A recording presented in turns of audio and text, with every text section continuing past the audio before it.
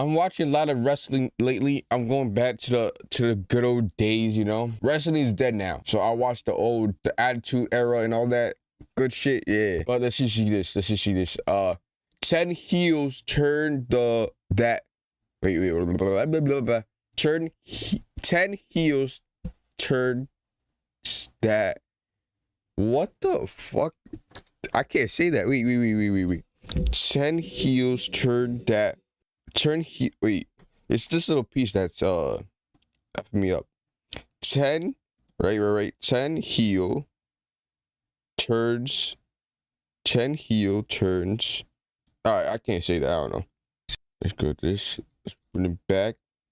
Let's see this. Sometimes a babyface's persona can become stale and they're left with no choice but to turn heel. This heel turn usually gives their character a new lease of life and the wrestler will then embark on the best run of their entire career. But which wrestlers were they? Well, join us now as WrestleMania looks at... I think the Shawn Michaels heel era, that little time period, had no point because like he was so loved by everybody that like I feel like he tried it, but it failed. Big time failed. Cause he was just it, bro. HBK was just it. So there was no point of like turning him heel. I feel like that's when WWE took their biggest L. When they, yeah, that's why John Cena's never heel. I feel like that they learned their lesson. That's why John Cena is never bad. 10 wrestler heel turns that saved a career.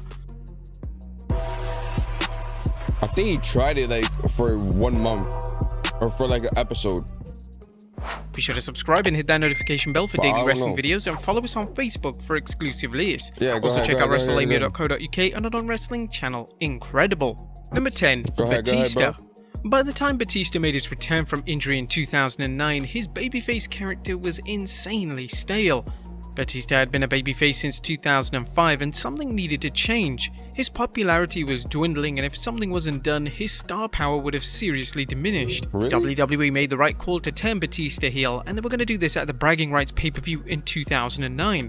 Batista would turn on his close friend Rey Mysterio and this heel turn injected new energy into the former WWE champion. Batista's character work was exceptional, and although his heel run would just last 8 months, it was truly some of the best work of his entire career. Batista seemingly overnight became fantastic on the mic, and his mannerisms and body language took the new villainous persona to a whole new level. Number 9, Neville. And Neville always had a reputation for being one of the best in-ring talents in the industry, but there was always... I remember him. He was really good. Something missing. Neville was never going to receive a substantial push in WWE because he lacked character and fans struggled to take him seriously as a threat. This all changed when WWE made the decision to turn him heel at the end of 2016. His character would turn a complete 180 and he would enter into the Cruiserweight division. This character change was phenomenal and it gave Neville that edge that had been missing.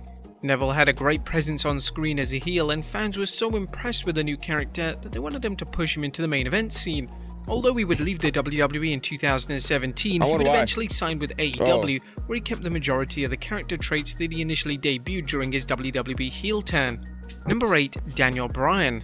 A former WWE champion. This is another one that didn't work. It worked. I feel like he did it, bro. He was just so loved, bro. Like, the guest movement was so powerful. Oh, wait, he did.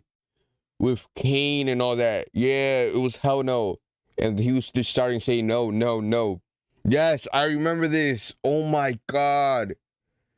I remember this. Yes, it did. It was so good.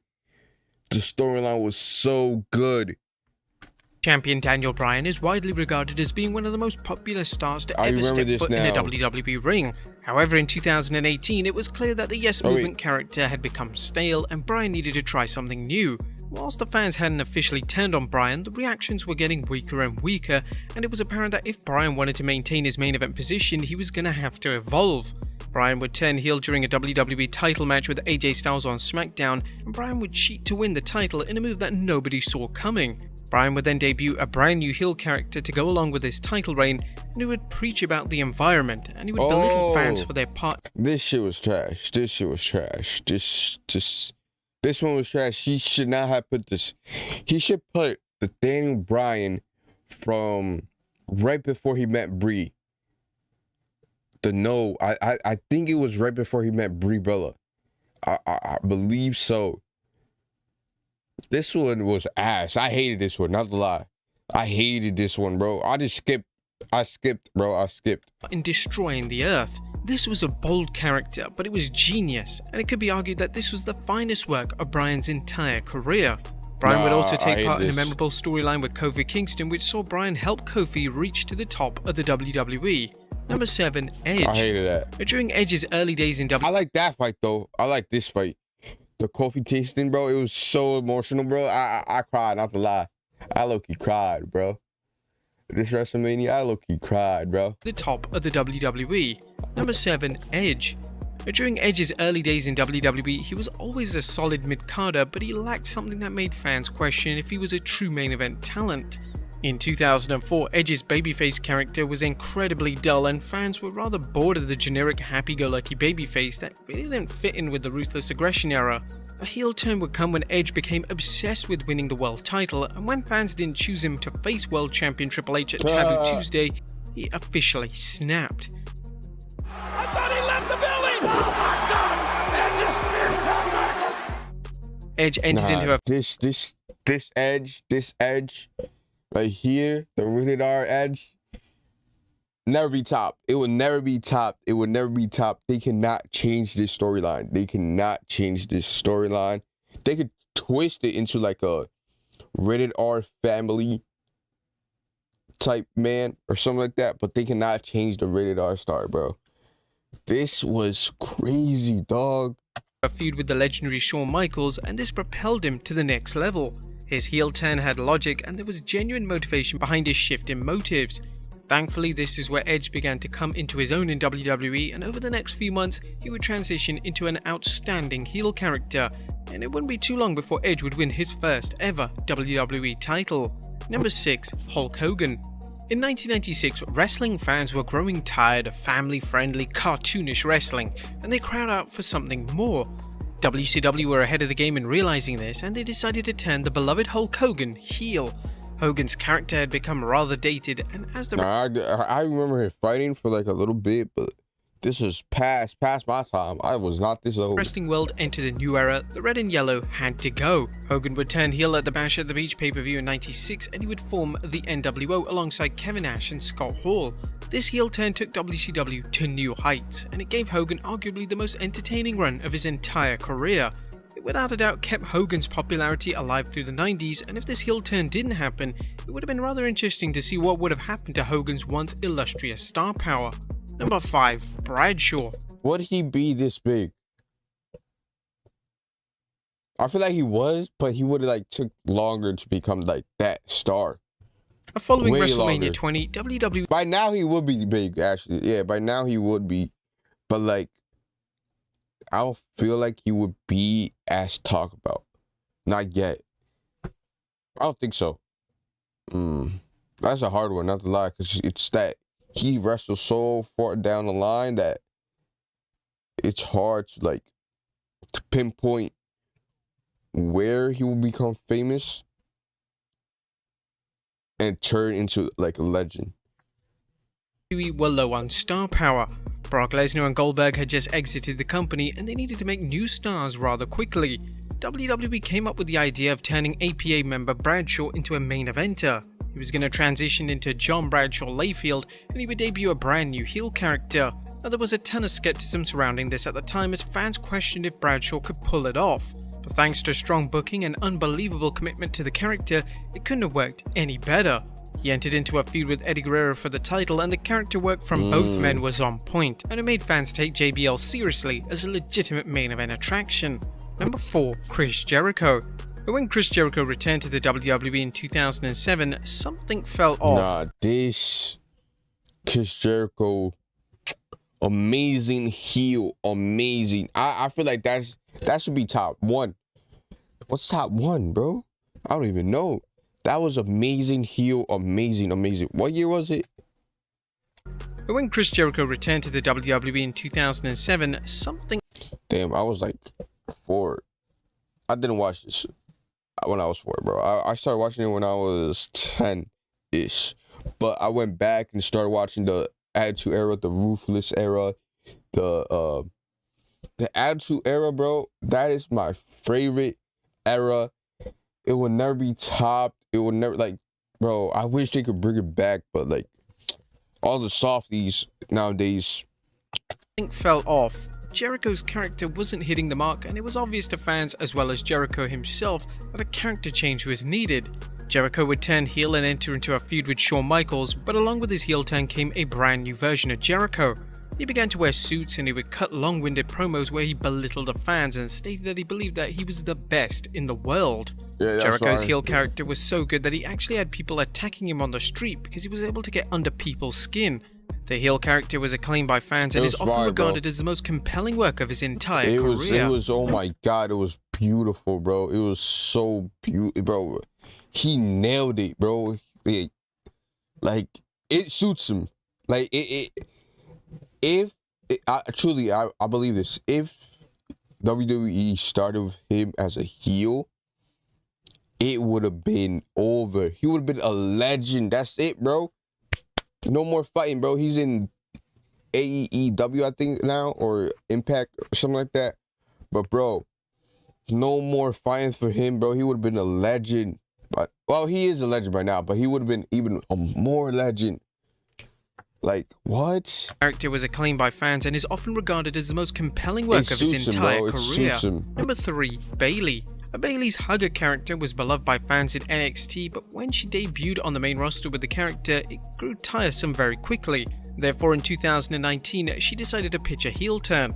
Bayley knew that a heel turn was needed as she couldn't do the same character forever.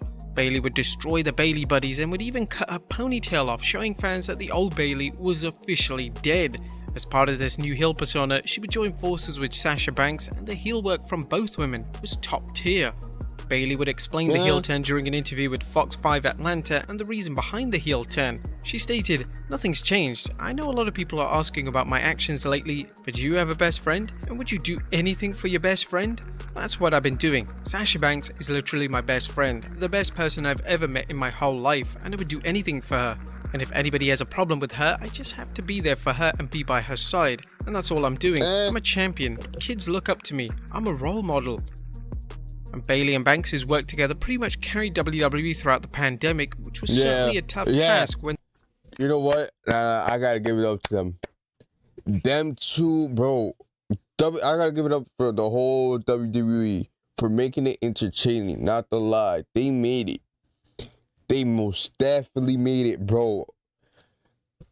Not to lie, that was my first, like, question. Not my first question, obviously, but one of my first, like, oh shit, what is it that happens to WWE? Like, once I noticed that they were still at them, I was like, yo, bro, what they're doing? I started watching it every day, not every day, but when they were live, started watching it, and it was good. Even though there was no crowd and, like, no energy in it from the crowd, they brought the energy. Bro, it was so good. Yo, Alexa Bliss heel. Oh my God. Genius. Triple H, that was genius, bro. Alexa Bliss heel. That's number one. That is number one. That is number one. When the WWE superstars were performing in front of 0 fans on a weekly basis. During this heel run, Bayley seemingly put it all together in the ring. She became a locker room leader and a ring general, and there are calls from fans for Bayley to keep the heel character indefinitely.